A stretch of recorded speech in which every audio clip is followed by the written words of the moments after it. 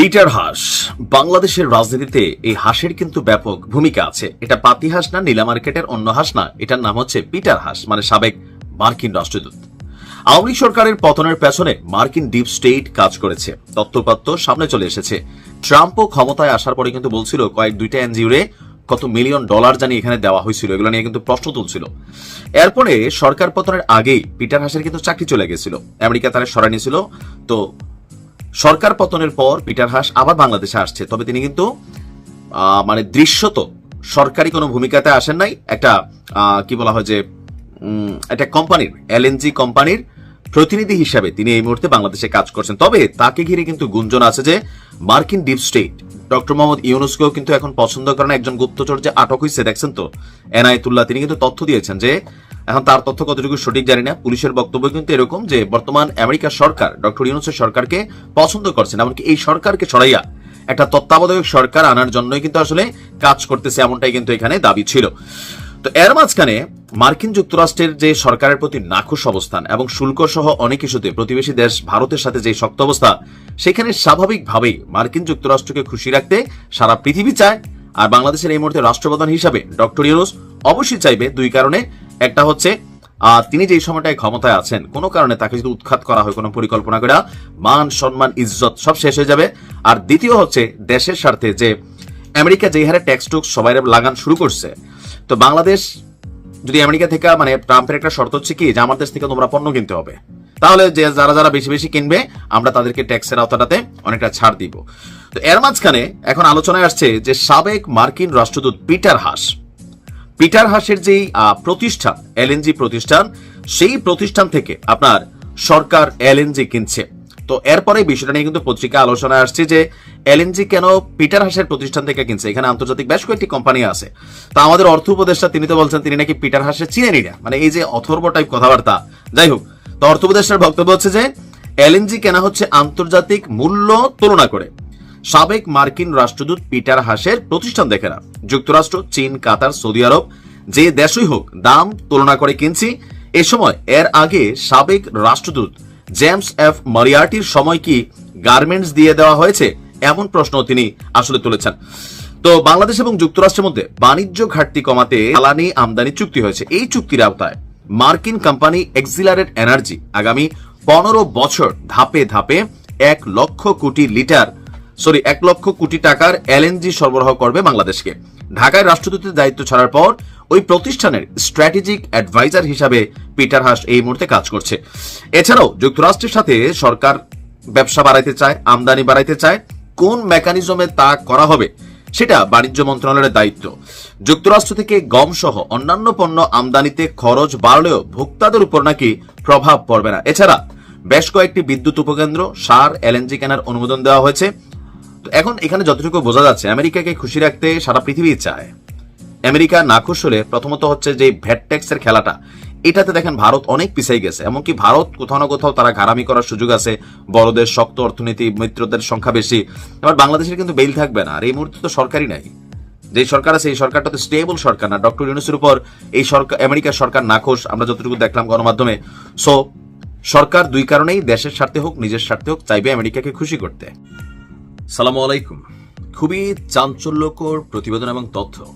আওয়ামী লীগের নেতাকর্মীদের যেমন সুসংবাদ এটা, তবে আওয়ামী লীগের বাহিরে যারাই আছে বা সরকার পতনে যারা কানেক্টেড ছিল তাদের জন্য ঘুম হারাম করার সংবাদ। আপনি দেখবেন যখনই আওয়ামী লীগের সাথে কথা বলে প্রত্যেকে একটা জিনিস মাথায় রাখে যে আওয়ামী লীগে আসলে সাংবাদিক ইলিয়াস বলছেন কারো হাড্ডি খুঁজে পাওয়া যাবে না, রাশেদ খান বলছেন কারো লাশ খুঁজে পাওয়া যাবে না। আওয়ামী লীগকে নিয়ে একটা ভয়ভীতি তো কাজ করছে। তবে আওয়ামী লীগকে আসলে এত সহজে বাংলাদেশে আবারও পুনর্প্রবেশ করতে পারবে বা ঘুরিয়ে মানে দাঁড়া হইতে পারবে? আওয়ামী লীগের নেতাকর্মীরা ভাবছেন জাস্ট একটা মোমেন্টের অপেক্ষায় আছে যে কখন শেখ হাসিনা টুস করে বাংলাদেশে ঢুকে পড়বেন অথবা সামহাও তিনি দেশে আসবেন, এরপর একটা ভিন্ন প্রেক্ষাপট তৈরি হবে। তো এর মাঝখানে আমার দেশ পত্রিকার মাহমুদ ভাই প্রতিনিয়ত শেখ হাসিনার নিঃশ্বাস পর্যন্ত পানলে তিনি কাউন্ট করেন যে কখন শেখ হাসিনা কোন নিঃশ্বাসটা কোথায় ফেলতেছে, বাংলাদেশে কবে প্রবেশ করবে, তার যেই তথ্য উপাত্ত প্রত্যেকটা গণমাধ্যমের মধ্যে তিনি একটু ভিন্ন ধারায় কিন্তু প্রতিবেদনগুলো করেন প্রতিনিয়ত। আর আওয়ামী লীগের সময় তিনি নির্যাতনের শিকার হয়েছিলেন, যতদিন প্রবাসে ছিলেন প্রতিনিয়তই কথা বলতেন। ভারত এবং আওয়ামী লীগের বিরুদ্ধে শক্ত অবস্থান মাহমুদুর রহমানের পত্রিকা এবং মাহমুদুর রহমানেরও। তো তিনি একটা প্রতিবেদন দিয়েছেন যে আওয়ামী লীগ এবং তার মিত্রদের দীর্ঘদিনের প্রচেষ্টার অংশ হিসাবে আবারও চাউর হচ্ছে ষড়যন্ত্র তত্ত্ব। তো কি এটা? আগামী 28শে সেপ্টেম্বর আমাদের সনাতন ধর্মাবলম্বী ভাই বোন যারা আছেন তাদের একটা বড় ধরনের প্রোগ্রাম, সেটা হচ্ছে দুর্গাপূজা। সো 28শে সেপ্টেম্বরে দুর্গাপূজা শুরু হতে যাচ্ছে এই বছর। সারা বাংলাদেশে দুর্গাপূজার অনেকগুলো মণ্ডপ হয়েছে, আপনাদেরকে অভিনন্দন, শুভেচ্ছা। যাই হোক, এখন এই দুর্গাপূজার পরেই দেশে ফেরার লড়াইয়ে নামবে কলকাতায় থাকা আওয়ামী লীগের নিউ টাউন শাখা। তার মানে প্রথম ইউনিট যেটা কলকাতার নিউ টাউন শাখায় আছে, সেখান থেকে দুর্গাপূজার পর, তো 28শে সেপ্টেম্বর শুরু হলে পূজা হয়তো সপ্তাহখানেক এটার আমেজ থাকবে। তো এরপর তার মানে কি অক্টোবরের 3-4 তারিখে আওয়ামী লীগ প্রবেশ করতে যাচ্ছে। ওনার মন্তব্যটা কিন্তু এমনই। দীর্ঘ সময় ধরে আওয়ামী লীগ তাদের রাজনৈতিক কর্মকাণ্ডগুলোকে এই মুহূর্তে যেভাবে ঝটিকা মিছিলের মাধ্যমে বলেন, বিভিন্ন ভাবে বলেন, বা ভারতের গোয়েন্দা সংস্থা রয়ের বক্তব্য বলেন, তো এখানে যতটুকু দেখা যাচ্ছে যে আওয়ামী লীগ হঠাৎ করে রাজপথে সক্রিয় হয়েছে। এমনকি এখন মিছিলের সাইজ বড় হচ্ছে, পুলিশের সামনেও মিছিল করছে। তো পুলিশের দোষ নাই, পুলিশ গাড়ি নিয়ে চলে গেছিল। যাই হোক, এখন আমার দেশ পত্রিকার প্রতিবেদনটি বলছে যে অভিযোগ আছে ভারতের গোয়েন্দা সংস্থা রয়ের মদতে শেখ হাসিনার পক্ষে জনমত তৈরির চেষ্টা চলছে। সম্প্রতি দিল্লিতে অনুষ্ঠিত হয়েছে আওয়ামী লীগের একটি সম্মেলন। এই সম্মেলনের নেপথ্যে ভারতের রয়ের সমর্থন ছিল। সেখানে অংশ নিয়েছিল পশ্চিমবঙ্গের দ্বিতীয় সারির কমিউনিস্ট নেতা গৌতম রায়। নিজ রাজ্যে তেমন গুরুত্ব না পেলেও শেখ হাসিনার প্রশংসা করে নিজেকে প্রাসঙ্গিক রাখার চেষ্টায় থাকে গৌতম। তার একটি বইয়ের ভূমিকাও লিখেছেন শেখ হাসিনা। সম্মেলনে গৌতম রায় দাবি করেন 34 বছরের রাজনৈতিক জীবনে শেখ হাসিনা দুপুরে ভাত খাওয়ার তেমন সুযোগ পাননি। আচ্ছা, যাই হোক, এগুলো নিয়ে তিনি নানান বক্তব্য দিয়েছেন। এখন যতটুকু আসছে যে এই অবস্থান থেকে ভারত এবং বাংলাদেশের একটি অংশ পরিকল্পিতভাবে শেখ হাসিনাকে প্রত্যাবর্তনের ক্ষেত্র তারা প্রস্তুত করছে। তো নির্বাচনকে ঘিরেও আওয়ামী লীগের অ্যাকসেপ্টেন্স বা আওয়ামী লীগের ভোট ব্যাংক নিয়েও কিন্তু জামাত বিএনপির মধ্যে পাল্টা বক্তব্যের প্রেক্ষাপট কিন্তু আমরা দেখছি। এর মধ্যে দিল্লিতেও আওয়ামী লীগের নেতাদের ইদানিং আনাগোনা বেড়েছে। সম্প্রতি ওবায়দুল কাদের দিল্লিতে অবস্থান করছেন বলে স্পষ্ট হয়েছে। একই সঙ্গে শেখ হাসিনার ঘনিষ্ঠ কলকাতার কিছু বুদ্ধিজীবীকে তার সঙ্গে দেখা করার সুযোগ দেওয়া হয়েছে এবং আগামী দিনে মিডিয়ায় আওয়ামী লীগকে পুনর্বাসনের জন্য কি ভূমিকা রাখবেন তা নিয়ে আলোচনা যাচ্ছে। শোনা যাচ্ছে পূজার পরই কলকাতার হাসিনাপন্থী বুদ্ধিজীবীরা একটা বড় পদক্ষেপ নেবে। এর পেছনে রয়েরও সমর্থন থাকবে। এই কলকাতার বুদ্ধিজীবী এবং আওয়ামী লীগের মধ্যে পিডিএফ প্রচারে পুস্তক, নানা ধরনের ভিডিও আপনার অলরেডি কার্যক্রম শুরু হয়েছে।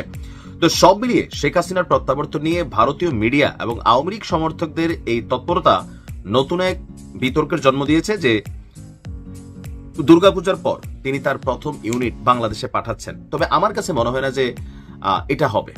বলে আমরা কি পত্রিকার সম্পাদক থেকে বেশি জানি? না, দেখেন, বাংলাদেশে এখনো রাজনৈতিক বিভাজন হাজারটা থাকতে পারে। আওয়ামী লীগ ঝটিলা মিছিল দিচ্ছে, এগুলো এক ধরনের জিনিস, কিন্তু রুট লেভেলে, একদম রুট লেভেলে আওয়ামী লীগের যারা নেতাকর্মী আছেন এখন অনেকেই দৌড়ের উপর আছেন, মামলা হামলা বিভিন্ন ইস্যুতে কানেক্টেড। আর যারা একটু অত্যাচারিত ভূমিকায় ছিল তারা তো এলাকায় পা রাখার সুযোগ নেই।